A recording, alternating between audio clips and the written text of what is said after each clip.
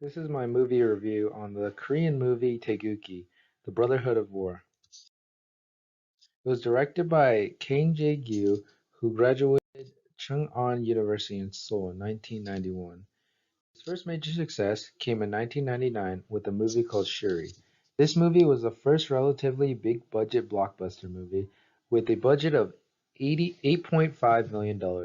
It was a movie focused on fast-paced action with secret spies like James Bond. During its run in theaters, it was seen by 6.5 million Koreans, which broke the previous viewing record in South Korea of 4.5 million, which was set by the Titanic. 5 years later, on February 24th, 2004, Kang released TaeGukgi. TaeGukgi had a relatively high budget of $12.8 million and drew in a crowd of 11.74 million Koreans to theaters, which also broke the previous viewing record.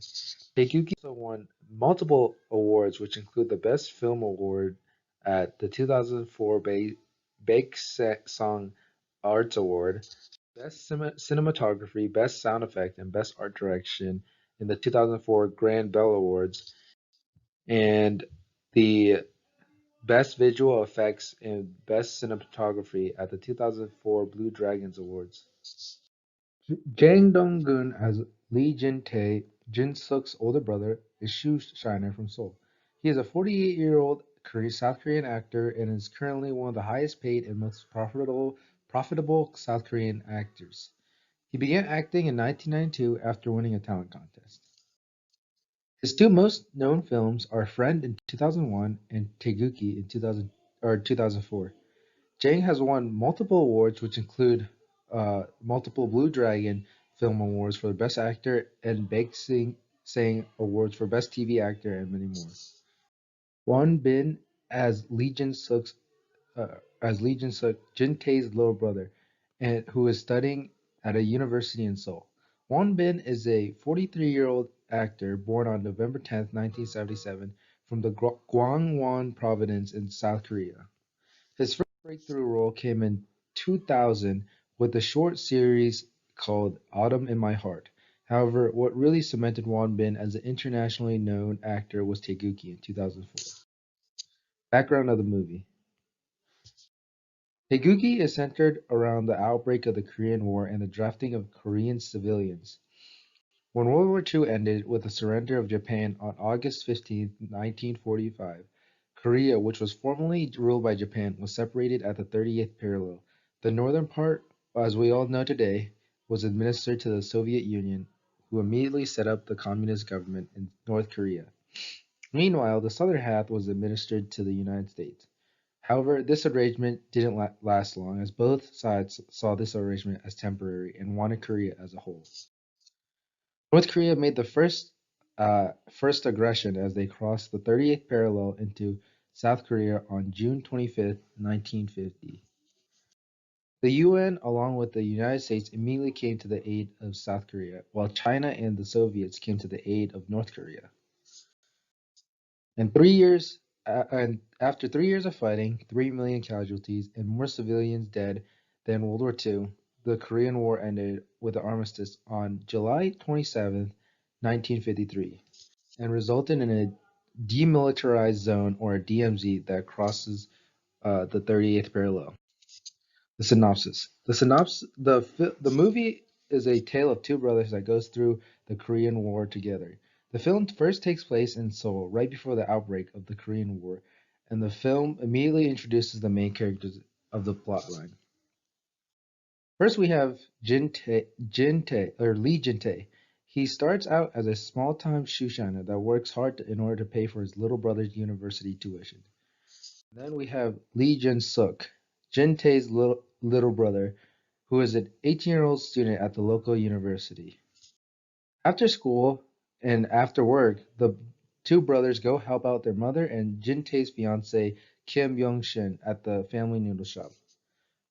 Once war breaks out in 1950, the Lee family try to take refuge somewhere else, but the brothers are stopped and conscripted into the South Korean army. On the left, we can see, or the left top corner, we can see Jin Tae getting conscripted, and then we have Jin Suk at the bottom left being conscripted. Jin-tae does everything in his power to protect Jin-suk and tries to make any excuses to get him back home. Jin-tae ends up striking a deal with his superior that if he gets a Medal of Honor or the TaeGukGi cordon of the Order of the Military Merit, they will send Jin-suk home. In order to accomplish this task, Jin-tae embarks on countless dangerous missions hoping to receive the medal, and after months of fighting, he finally receives the Medal of Honor during the Battle of Pyongyang, where he kills dozens of enemy troops and captures a captain from the North Korean army. And on this slide, or on this page, we can see on the top left him blowing up a bunker.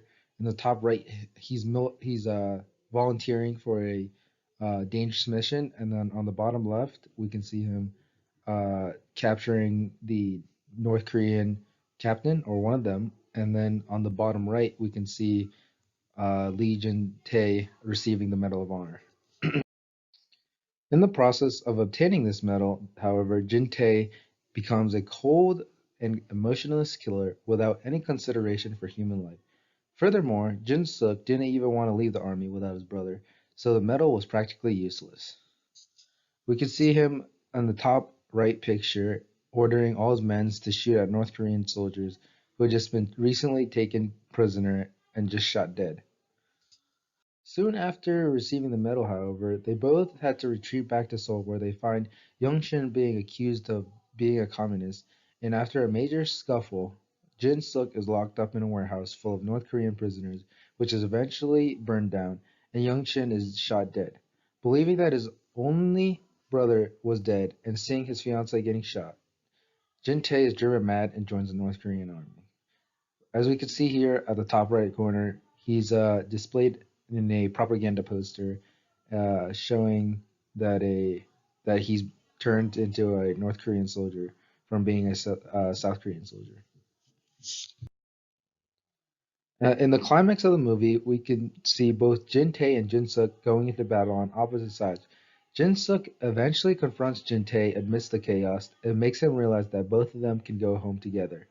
However, after realizing all his mistakes, Jin-tae sacrifices his life fending off North Korean soldiers with a machine gun, as you can see in the top right.